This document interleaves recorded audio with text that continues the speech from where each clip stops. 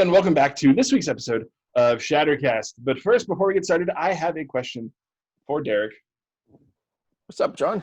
Why is Ticket to Ride the best intro game for a new board gamer? I'm not sure, John. Why is it? It's great for training. Oh my gosh, it's so bad. Training, train.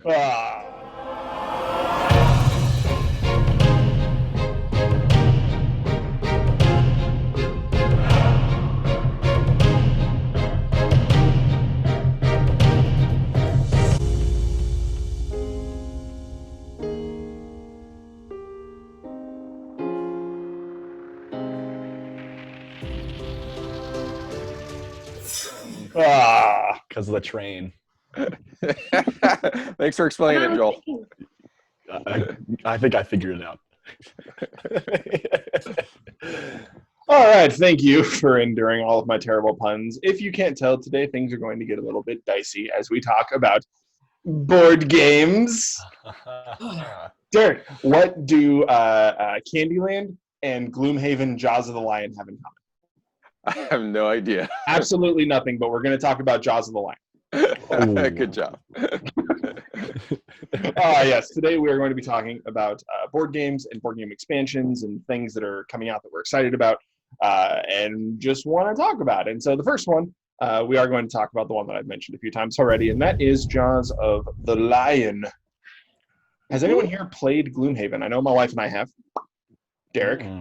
Yes. Cool. All right, so Derek, why don't you start us off? What are some thoughts you have or things you want to share about Jaws of the Lion before we jump into it? Sure. So Gloomhaven it still is one of the most popular games, but it's really heavy, really intense. It's really kind of RPG heavy. For those who like that game, that's amazing, or those types of games. But it could be a little hard to get someone into it. So Gloomhaven has a successor coming out, Frosthaven, that's going to be out in a little bit. But they released something new this year called Jaws of the Lion. And so it's sort of like an intro campaign. And so it walks you through how to play games like Gloomhaven. I haven't played it, but a lot of people say it's really cool. It's a really great introduction. It's a really great way to get people into that sort of game.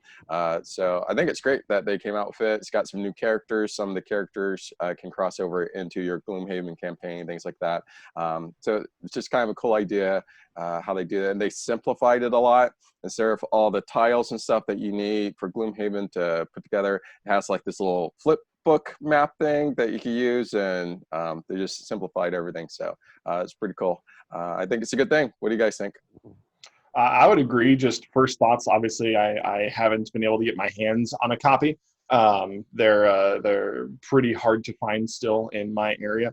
A lot of game enthusiasts around here, but I love the idea, and I've heard really nothing but good things about Jaws of the Lion. I know a lot of people who haven't played Gloomhaven. When they ask on Reddit or in any number of Facebook groups that I'm in, almost everyone is like, Gloomhaven's great, but you should probably just get Jaws of the Lion because you're going to have a fantastic experience. You're going to get it to the table a lot more often because you don't have to set up for such a long amount of time. Like Derek was saying, if you've played games like Imperial Assault or Journeys in Middle-earth or other like Fantasy Flight games where you've got these module maps that you have to build every single time, it takes time to build out the maps and place all the tokens and get everything set up. A lot of that prep time is severely cut down in Jaws of the Lion. It's like Gloomhaven Light, if you will. But from what I've heard and people have talked about, it doesn't sacrifice the integrity of Gloomhaven or the style of gameplay or the enjoyment in creating just a good game for people to play. Yeah, my experience with Gloomhaven has been a pretty positive one, but I think a large part of that is the people I was playing with. I'm normally not someone who is into like really heavy games. I'll play heavy board games and strategy games, but I think just from the sounds of it, Jaws of the Lion is something that I really enjoy and probably more likely to play than returning to the campaign that I ran in Gloomhaven. But I like both, or the idea of both. Any Yeah. other thoughts about Gloomhaven? Go ahead, Joel. Yeah, and I think the last thing is I like how Derek said there are components of this game, especially I think it's like there's 4 major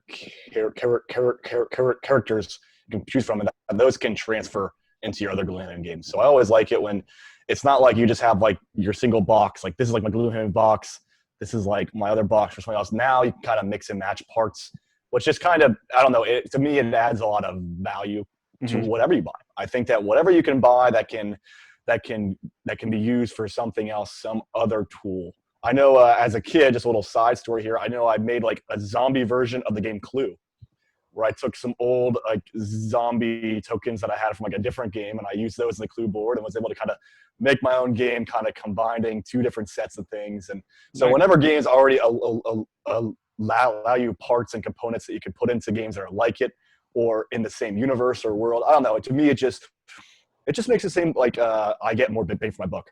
Yeah. Since buying board games, especially like a Gloomhaven set, I think like how much does the original Gloomhaven cost? Like that's like $120 or so. Yeah. It's Already at 160. Yeah. Yeah, it's pretty expensive, or more than that. Yeah, I mean that's on sale, man. But I heard that that this one's around $40 to $60. So you're looking at a third to a half the price for it. And then since those components can get us something bigger, you know, so if one of the friends in your group buys the big set, but then you buy the smaller set, then you guys can still bring both of those to your game night and get the best out of it all. And I also like how it's the book idea. I think that's a very new, revolutionary thing to, you know, it comes with this booklet, you open it up, there's maps, you still put down your little pieces on the maps, so you're still using them. But I think that, I'm not sure supply-wise, but I think from a business side of it, it seems very smart. I'm not seeing the book in person, so I hope that it's well made. Obviously, if it's printed out with like bad printing paper, bad ink, that kind of sucks. So my hope is that they have like high quality products, and I think that if it takes off, I'm sure they'll make more and more games that follow this. You know, maybe like the Hunting at Hill House, or whatever that one is, like stuff like that. That's the one that I've played. I've not really played it in the Gloomhaven, but I'm aware of the similarities between them. So. Anyway, that's my little thoughts on this one. I have never played Zombie Clue, but now I want to. So thank you, Joel. Yeah, that sounds great. Well, and you bring up a great point, Joel, how because of the interplay between Jaws of the Lion and the original Gloomhaven, you kind of get this thing where it's both a standalone game and a minor expansion.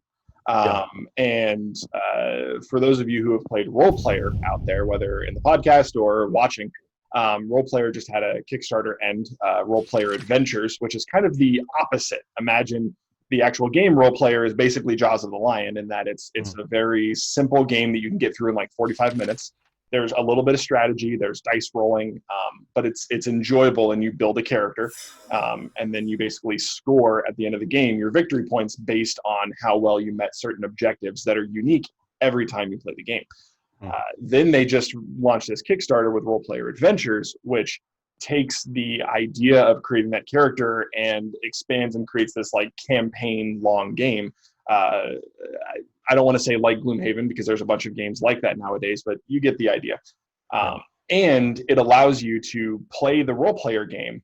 Once that character has been created, you can import that character into Role Player Adventures. And so it actually breathes new life into a product they created years ago, and allows you to play that same game that you know and love, and then copy that information down and actually play that character in Role Player Adventures. So I love the idea of creating standalone games that have interesting interplays with games that already exist.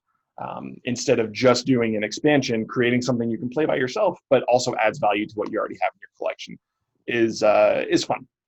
Is fun. Any other thoughts on that before we talk about Pandemic? Well, I think there's a good segue there with Pandemic, with the fact that the Pandemic Season 0 is a prequel story to Season 1 and 2, and there's that crossover there. Yeah. So that's what I'm really excited about. The fact that it's a continuation of sorts of story, just backwards.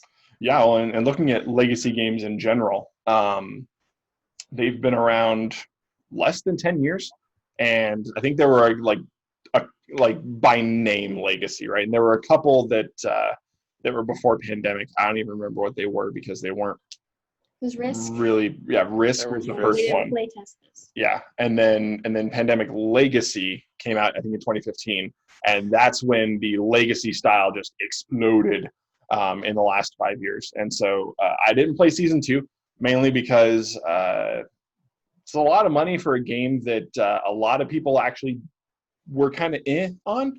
I played Season 1 and I loved it, and just never picked up Season 2. I'll probably pick up Season 0 because we both really enjoyed 1, and I'd love to see the prequel. So, Very cool. thoughts? Yeah, Pandemic stuff. I'm just learning about Season 0 myself. I hear it's definitely co-op like usual. Hear there's some team-based gameplay I think you can play, and then also that it might be replayable. So I'm interested to find out a little bit more about it. But it's kind of cool that it is a prequel. For them to add on to the Legacy story is pretty cool. I got through like the first third of Legacy 1, Season 1, and then just life got crazy. I've always been interested in Legacy game. I kind of get worried when games change permanently, and so just the fact that you can add unique stuff to it, but also the possibility of being able to replay it, it seems pretty cool to me. So yeah, The act of tearing things up was I never do both it. horrifying and freeing. I really didn't like it, but at the same time, it was kind of cathartic if we had like a rough session and I was like, "Grr." But at the same time, like I remember the first card that I tore, I was like, it just feels wrong. It feels very wrong. I admit I cheat. I just put it in like a bag or something, put it someplace else. There you go. There you go. Oh man, Derek, you've got an interesting thing next to you there. What is that? Whoop, whoop, whoop. So, if you guys have watched the show before, you guys know that we played a game, Marvel Champions. So, over the last couple of months, Fantasy Flight, they usually do kind of this big thing at different conferences because of the virus situation. They did everything online, of course, but they announced a lot of great things. They're coming out with a ton of stuff for Star Wars, for a lot of their other titles. But one of the huge things that's been a big seller for them is Marvel Champions. So we played that again on the podcast here. Great game. You get these expansion packs, so you can add like Captain America I have here. I just got Black Widow. So excited to play her as well. And we knew that they're coming out with an expansion. So there's expansion coming out, which I'm excited for. They're adding Hawkeye and Spider-Woman, and they're adding kind of a campaign aspect to it. So I really like games with campaigns, so super excited about that. Crazy thing is, and we kind of knew this going in, but it's gotten even crazier. Every month they're coming out with something new for Marvel Champions, where it's a hero pack or something. It's getting kind of crazy, y'all. And they've already announced their next expansion, even though the first expansion hasn't come out yet. It's going to star the Guardians of Galaxy's Groot and Rocket, so I'm sure that's going to be super popular. So we'll talk a little bit more about that, but what are you guys thinking Basically, board game DLC at this point.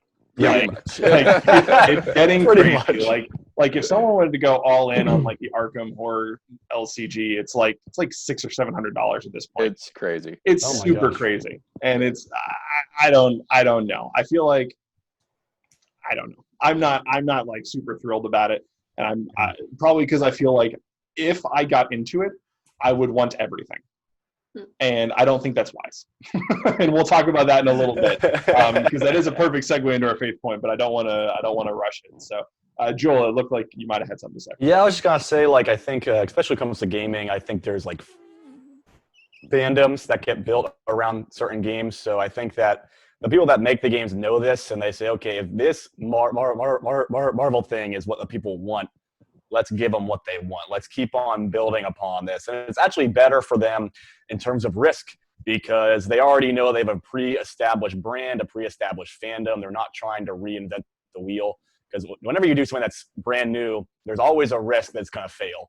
But when you but when you build upon something that's already made, then now both sides win because now those who like it get more of it. and then you who create. So, I like to always think it's from a creator spin. Now you're also get to flush out a world that maybe you love, maybe a world that you enjoy, maybe a certain game system that you built. So I don't know. I mean, this stuff here, like, I think that the temptation is that if you want to get something, then you get to buy all into it. And I don't think that's the case. I think that, as John said, it's like DLC. It's that downloadable content. You don't need it. There might be that, that thing inside you says, oh, if I don't have it all, then it won't be fun. But it can still be fun. It can still be fun. You don't need to chalk out the $700 for it. But if you are a super fan and you think you're going to be playing it for years, how I would buy that, being smart here, is don't buy it all at one time. Just buy the core basics. It's like going back to the jaws of the lion. Try out that first as that investment, and then if you're a group and you really love it, then buy the $160 Gloomhaven set. I would not go all the way in just for the sake of doing it. I would be smart about it. Also, just a pro tip with Gloomhaven: 2 things. One, I wouldn't recommend buying it unless you have a group of people that are already interested in playing it, because it is a lot of effort to get to the table. And 2, split the costs between all of the people in your group. So, like, if you're going to play with 3 other people, $40 a person is a lot more, like, digestible than one person saying, well, I'm going to buy it and hopefully we'll play it. Gloomhaven is not a game that you want to buy and hope you play. Trust me. That sounds like you speak from some experience there, John. I wasn't the one who purchased it, but I think we played it like 3 times before it started to fizzle out, and it was just really disappointing. I think the pandemic had something to do with that. Well, Really, COVID didn't help. I don't know. I'm really trying to think of a good gloomy pun. I couldn't. I guess I'm feeling pretty down, so I can't do it. Oh, It's okay. I am not feeling down. This is not a cry for help. I'm trapped in this box. Oh my gosh. Well, we talk about going all in, and I'm so blurry right now. For those of you who can't see, now you can. Yay! We talk about the cost of these games.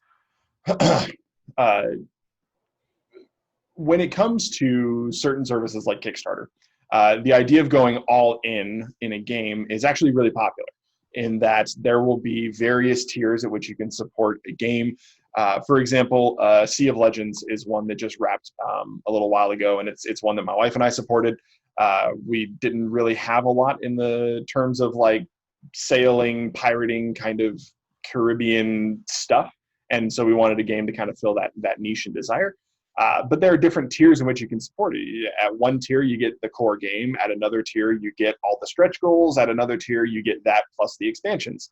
And so you start to have these conversations. Well, do I want to back it at $60 and get the game, or $100 is like everything that is unlocked during the campaign, or for $155 I get all the expansions, and that's a discount because the MSRP on those expansions, they're each going to be $35 when they come out. So if I go all in after it's released, it's going to be $200. So I should just spend that money right now, right? And you start going through all of these thoughts in your head. And it can start to turn into this fear of missing out, FOMO, or it's what we call it, where if I don't do it all right now, I'll never get it. Which I guess is true with Jaws of the Lion, because you'll never find it. But not really. Don't do this.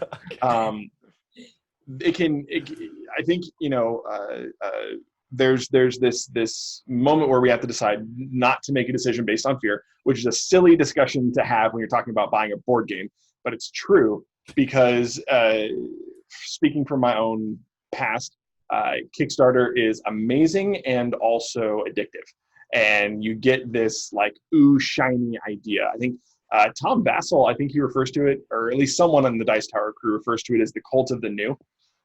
Which makes perfect sense. This idea that the next game is the best one, right? The new one. I want to try something new. I want to see something innovative and everything.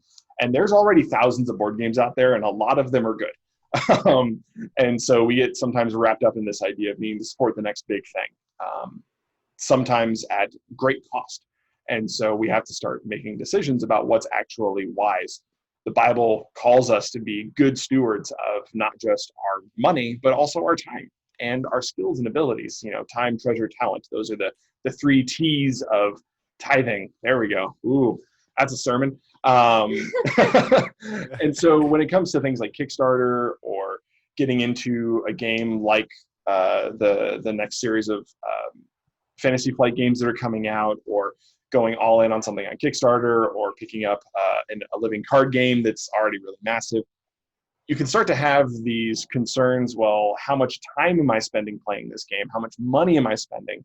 Where could I be putting this time? Where could I be putting this money elsewhere? So I think there's a good conversation we can unpack there. So I'm gonna open the floor to anyone who has any thoughts. Oh no, we're falling! Open The floor open! That's sad. That's scary. Thank you. I appreciate your concern. Yeah. So It's very gloomy. My floor is not a safe haven. Oh my gosh, it's a Gloomhaven. Okay, I'm done. Actually, I'm not done. I'm just getting started. No. Okay. I guess what I would say about all this is one of the things that I got to do, at least for myself, talk about, bringing this really down to earth, is being realistic with myself. Just because I may be down, usually games are a community experience that you do with other people. So something that I may love to do, the group that I'm with may not love to do it. So I got to be wise and say, look, I got to be smart about my buy. Should I pay for something that only I'm going to enjoy, but no one else I know is going to enjoy? Because if that's the case, I'm not going to be able to play with them. There are certain things that you can do with yourself, like in terms of entertainment, like books and movies and stuff like that, TV shows. But board gaming, unfortunately, is something that you do with a group of people. So one of the things that I be smart about is I have to make an honest self-reflection and say, will I actually ever use this? And if not, it's probably not wise to buy it. If I'm never gonna get anything out of it. And that's how you be like a good steward. There is you don't just jump on the hype train. You kind of look at yourself, and sometimes it's a very sobering look. You can go, this is so cool though. Man, this thing's so awesome. I want it. And but you got to kind of take a step back and say, do I really need it? And 9 times out of 10, you probably don't need it. I know that. Yeah, sorry. Sorry, go ahead. No, I'm just saying that I love tabletop RPGs, so I bought like GURPS, about things like that. I've never played these things. So I have them on my shelf. I have them on my shelf for years, and I'm not getting any use of them. So was it a waste of money? I'm not sure if it's a waste of money, but the truth of the matter is I didn't get anything, haven't used it. So investment. Launch, yeah, okay. That's what I'll tell myself. What about you, Gabe? Like, what are some things that we have to be good stewards of our time about? Or just good stewards as a whole? No, I was thinking specifically about what John was saying before. Well, I was thinking this while John was talking, more like it. Okay. No, I was paying attention. We weren't paying attention. He wasn't paying attention. I was paying He's just trying to cover right now. That's why I decided to call him out. I run tabletop role-playing games. I'm used to people not paying attention when I talk. What was that? Could you repeat that? I missed that. No. 2 things. So the first one is exactly what Joel was saying. But Joel first. I know that I said John before, but I'm going to speak first about what Joel was saying. It's true that personally, there are games that I would like to play, but that I don't get the chance to do it just because of time itself. Like during the week, it's like, okay, would I get the time to play with the people that I would like to? Or are there relationships that I am intending to look for really, I don't know, like do they really give time to these kind of games? So if that's the case, and if I start thinking, I might want it so much, and at the time it might just be a craving. It's kind of like food. It's like, okay, well, do I really need to buy this, or is it just something that I want? Am I really hungry, or is it just that I want to eat? That difference is a very important thing to ask yourself, as Joel was saying. And on a Christian perspective, I was thinking this week about lordship. And we talk about like stewardship, and we talk about the stewardship of our time and of our money and of all these things.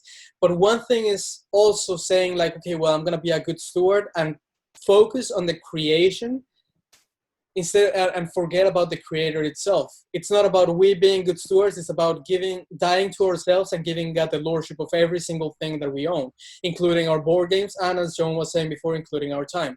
So is God the Lord of our time? If that's the case, then it becomes so much of an easier decision to make, because it's like, okay, well, God, and that's my own perspective. Again, it's my own perspective. Okay, well, is it something that is really going to be useful for what you want me to do at the time? If the answer is yes, then it's a wonderful investment, whether if it's a long-term or a short-term investment, as we were talking. Maybe it's going to stay in the shelf for 3 years until God wants me to use it. And if that's the time that he wants me to buy it, then go for it, right? If not, if it's like, well, no, you're not going to need it, nor now, nor ever, then what's the point of me even getting to it, right? So it's basically that thing, and I know that we've talked, and maybe in some other segments that will be or have been released, about contentment. So it's like, okay, well, is what I have really enough? And if that's the case, then why am I looking for something else? If it's really something that I want and I'm going to really enjoy, and I think that it's going to grow relationships, and I believe that it's going to just portray the glory of God, then sure, yeah, go for it. Why not? That's my perspective on it and of board games and of buying this. And I believe that is stewardship. It says that wisdom is the beginning of the wisdom is the fear of the Lord. And it doesn't say like, ooh, I'm afraid, but like reverent fear, respect of it. So if that's the case, then let's start from there. That is my perspective on it. Having said that, I just bought this morning, I just made an investment in a puzzle because I really wanted to buy a puzzle, World puzzle. But anyway, that's my perspective. And I guess, anyway. We all fall short of the glory of God. Wow. I think, you know, repent. You know, we talk about, you know, the often misquoted verse in the Bible where people will say that money is the root of all evil. That's not what the Bible says. The Bible says the love of money is the root of all evil, right? So money itself is not sinful. Board games themselves are not sinful. Hobbies are not sinful. But when they are on a pedestal above other things is when they become idols and they become sinful, right? So it's not that buying a new shiny board game because you really want to play it is bad. It's if you're doing that at the expense of spending time with God, doing something in your local church or your community, or if you feel like God is telling you, you need to be involved with XYZ, but you're refusing to do that because you have this thing on the side that you just enjoy doing, that's when you start to get into that territory of putting other things before God. And that's when they become sinful. That's when they no longer become a nice hobby that helps you relax and become a barrier between us and Christ. And so being stewards of our time involves making sure we're giving God the time that we are supposed to give God as well. Cool. Yeah, I think everyone's pretty much saying very similar things. I think it's the idea, just because I can do something doesn't mean I should. Mm-hmm. And so just because I can afford a board game expansion, should I? It becomes an investment of money, and then a lot of people are saying of time, and will I actually play this? And so I love what Gabe was saying. We're called to be good stewards. That means good protector of what God has given us. But we're called to do that ultimately because we're supposed to bring glory to God. So can I play a board game? Sure, that's not sinful. Depends on the content or whatever, but sure. Can I use this as part of my rest? Can I use this as building a relationship with people? Sure, that's all great. But if board games, the new expansion becomes an addiction, or having to play it or having to buy it, if all that stuff is starting to put me in a negative place where it's getting in the way of my relationships, of spending time with God, of all that stuff, then it becomes a bad thing. So I think it's all about the motivation, and just kind of this idea also, am I buying these things because I have friends or I have other people who are expecting me to get this? I'm trying to keep up with everyone else and what's going on. I had a good friend. I remember I was out at a store once and I was looking at something. I was like, oh, but it's on sale. Sort of what John was talking about. My friend's like, just because it's on sale doesn't mean you have to get it, Derek. I was like, why did you tell me that? I was like, why did you tell me that when Steam had their spring sale? Dang it. The Steam summer sale is no joke. The summer sale, all that stuff. So, there's an interesting scripture, Romans 12:2, and we often don't apply it to this, but it says, don't copy the behavior and customs of this world, but let God transform you into a new person by changing the way you think. then you will learn to know God's will for you, which is good and pleasing and perfect. And I think that applies to many aspects of our life, even stuff that we might enjoy, like games and stuff. If I'm buying a video game or a board game or whatever, just because I feel the pressure to do so, is that the right thing to do? I might want to take a moment to stop and be like, what's my real motivation to doing this? And if it meets some of those good things, it could be positive for rest, positive for relationships, great.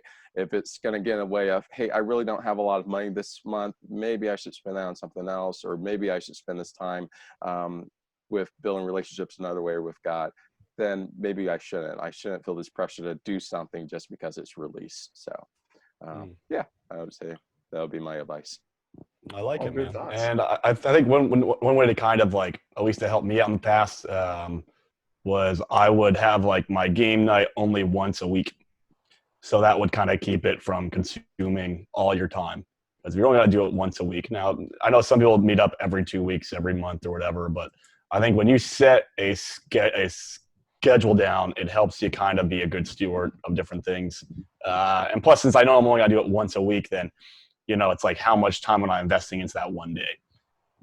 Is it worth even time investment? Because sometimes, like I said, like you get a new game, you get hyped up about it, you want to read the rule book, you want to do all these things, but then it's like, are you actually going to play it? So you want to, like I said, just really be honest about your self-reflection there. Don't just do it because you can do it. Definitely. Thank you, everyone. I know we threw around the word steward quite a lot today. Sometimes it can be hard to define a word succinctly, and it can be helpful to look at the opposite of it, right? So if you want to know what bad stewardship is, look no further than the steward of Gondor, Denethor himself. Basically led the entire city to ruin and destruction. Good steward does the opposite. So be a good steward of your time today. We thank you for spending your time with us. We love you. God loves you. And we will see you next week.